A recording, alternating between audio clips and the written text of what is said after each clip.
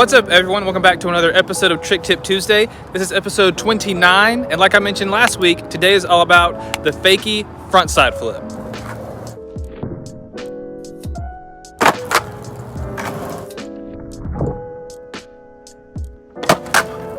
Now before you try this trick, I strongly encourage you to learn both Fakie kickflips and Fakie frontside 180s. If those two tricks are on lock and you can do them almost every time, this trick should come pretty easy because you're just combining the two together into one. Now my foot position for this trick might be slightly different than what you might think. So you might think because we're doing that 180 motion that I'm going to be scooping this way.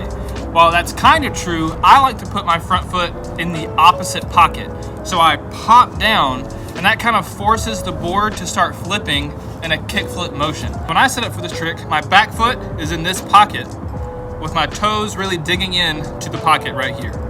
And then my front foot is in a normal kickflip position. And when I pop down to do the scoop, it kind of lifts the board up and gets it ready for my foot to flick it, and then it does the whole rotation under my feet. The reason you might struggle with this trick is because the scoop and the flick collide with each other. When you do a kickflip, the board wants to naturally go this way. But when you do a 180, the board wants to naturally go the opposite direction.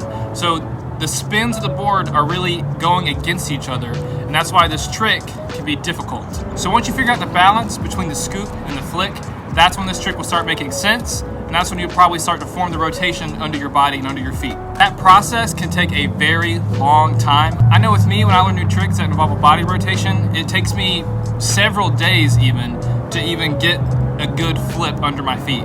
So don't get discouraged. It's gonna take time to figure out the balance between the scoop and the flick to make sure it's all going under your body. The most common problem is you're just gonna miss the flick completely. You're gonna wanna scoop this and the flick's either gonna go upside down or the board's gonna fly out from under you and you're not gonna bring the board with you when you do the 180. Now with all 180 tricks, this trick is all in your shoulders and your hips.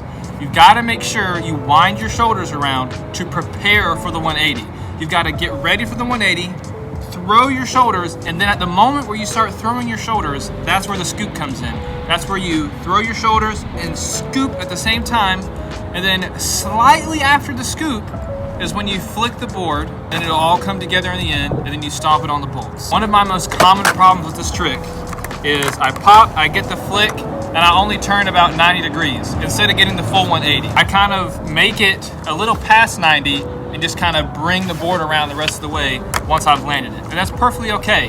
Some people would say you're cheating the trick, you're not quite getting all the way around, but that is perfectly okay. Like unless I get a perfect pop on this trick, that's basically how I do this trick every time.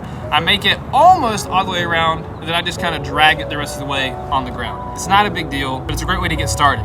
That's also a good way to practice this trick, is to just flip it, try to land 90, and then just drag it the rest of the way. You don't have to worry about a full rotation. It still counts. I mean, if you're playing a game of skate with some friends and you do that, they're either gonna give you a redo or they're gonna count it, so whatever. Now again, I just want to talk about the importance between the balance of the scoop and the flick. Both the scoop and the flick are going opposite directions, and you've got to figure out in your brain and with your feet how that works under your feet and how to keep it under your feet. There's really no trick to it.